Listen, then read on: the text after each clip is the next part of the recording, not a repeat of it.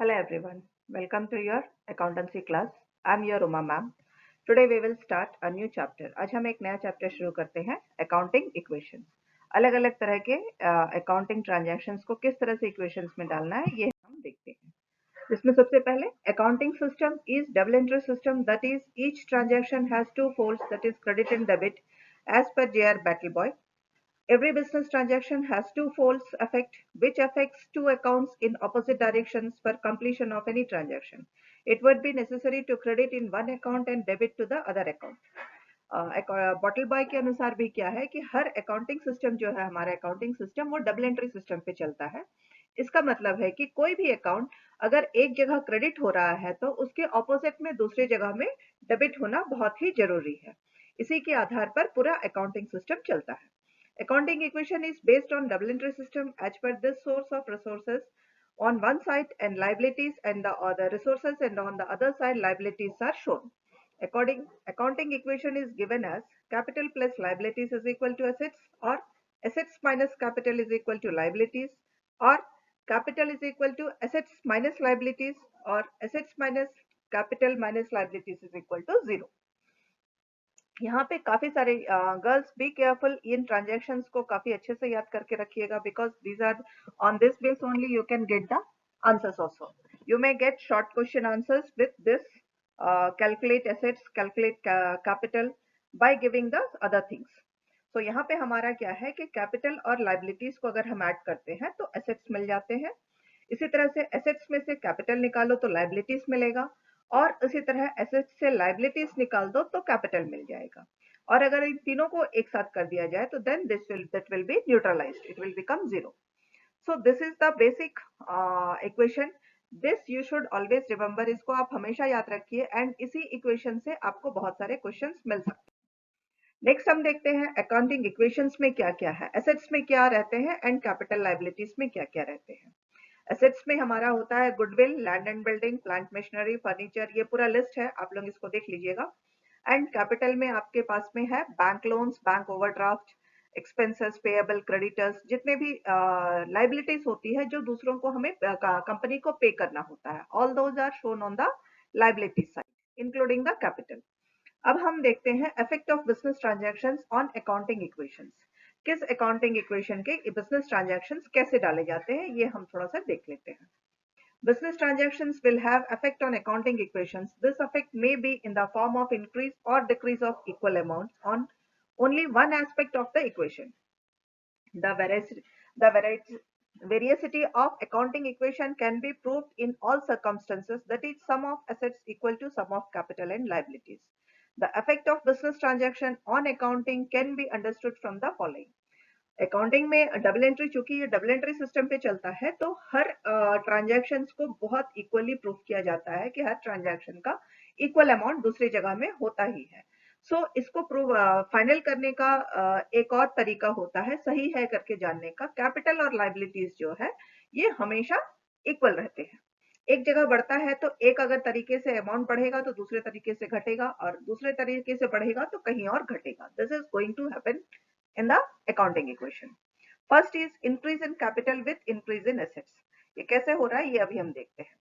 Starting business with cash 50,000 with rupees 50,000. This transaction, one side is cash, that is assets, while the other is on the other side its liabilities, capital, which also increased by 50,000. अगर आपका assets in liabilities increase हो रहा है तो उसी तरह से अगर assets increase होगा तो immediately आपका liabilities भी increase हो जाएगा. बिजनेस के लिए अगर बिजनेस शुरू करने के लिए 50,000 का कैश लाया गया है, इसका मतलब है business is owing 50,000 to the owner. यहाँ पे this is the point which you have to remember.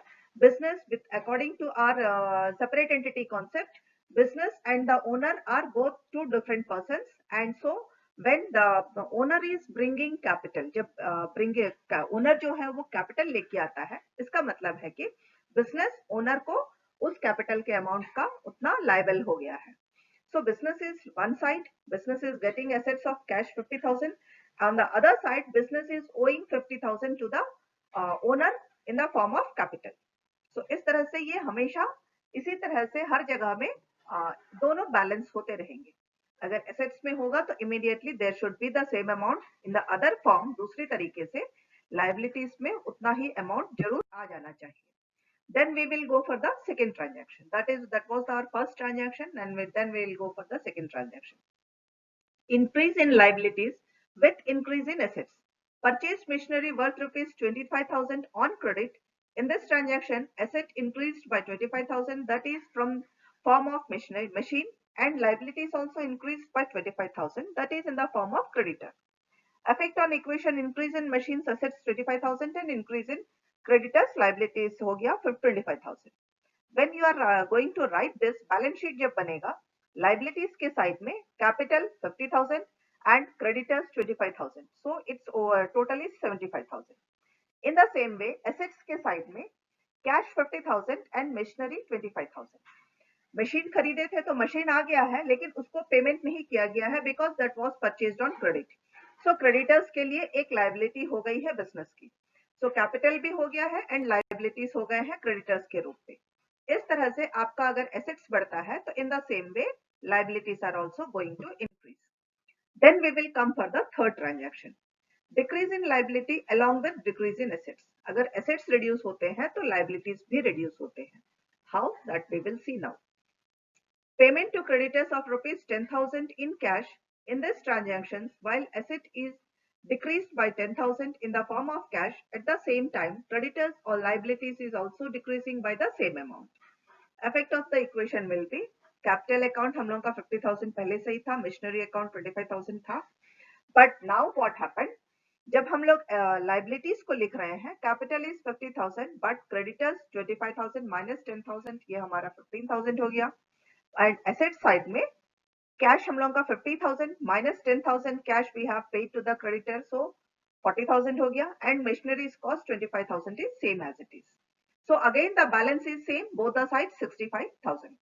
इस तरह से आपको हर ट्रांजैक्शन का दोनों जगह में इक्वल इफेक्ट पड़ता है. Then we will come for the third one. Decrease in capital along with decrease in assets. Drawings of 30,000 from business for personal use. In this transaction, assets will decrease in the form of cash, that is 30,000, and on the other hand, capital will also decrease with this amount. यहाँ क्या हो रहा है? यहाँ पे हम लोगों ने शुरू में ही पढ़ा था, both the concepts, both the assets things are different, owner and the business. So हम वहाँ पे ये देख रहे हैं कि अगर बिजनेस ओनर अपने पर्सनल यूज के लिए कुछ अमाउंट ड्रॉ करता है तो that is written as drawings. And इस इन दैट कंडीशन उस परिस्थिति में क्या होता है कि जो कैपिटल है वो रिड्यूस कर जाता है जितना अमाउंट है, क्योंकि जो अमाउंट हम लोग ओनर निकाल रहा है वो रिड्यूस कर जाएगा क्योंकि he has drawn the amount for his personal use. तो यहाँ इसमें क्या होगा, लायबिलिटीज और एसेट्स में डिफरेंसेस कैसे आएंगे, we will see that. Capital 50,000 less drawings 30,000, that then the amount is 20,000. Creditors 15,000, so total amount is 35,000 हो गया. This was the equation for the liability side. And when we comes to asset side, cash 40,000 था पहले से ही क्योंकि we have already paid 10,000 to the creditors.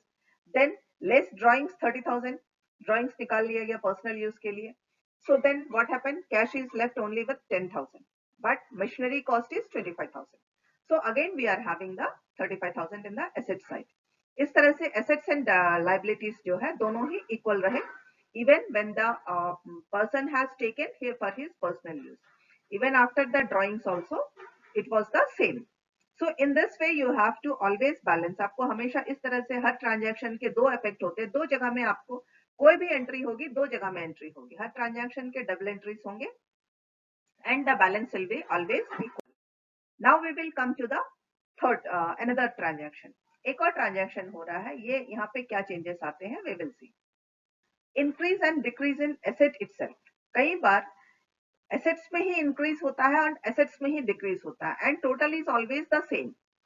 इन उस परिस्थिति में भी total जो है वो same ही रहेगा. How this is? ऐसा हमेशा जरूरी नहीं है कि assets और liabilities दोनों में ही changes आए. Sometimes the situation will be in such a way that increase will be there in the assets only and decrease also will be there in the assets only. But the balance will be the same. यहाँ देखिए receipts of 50,000 from debtors in this transaction, while asset in the form of cash is increased by 50,000 and also decreased from the debtors 50,000. This transaction is affecting only one side of the equation. Effect on equation assets 50,000 cash minus 50,000 debitors, that is equal to no liability effect. 50,000 cash आ गया तो जो debtors थे उनका पैसे हमारा हो गया तो इट वाज नील हो गया वो. तो in this situation also only effect क्या था, एसेट्स में कैश 50,000 माइनस डेबिटर्स हो गए तो व्हाट हैपेंड कि हमारे पास में जो बैलेंस था वो बराबर हो गया. एक ही साइड में ट्रांजैक्शन हुआ है, this transaction has happened only in the asset side but there was nothing in the liability side, so वो सेम ऐसा ही इक्वल हो गया है. So there are chances when one transaction may complete the both the sides of the balance sheet.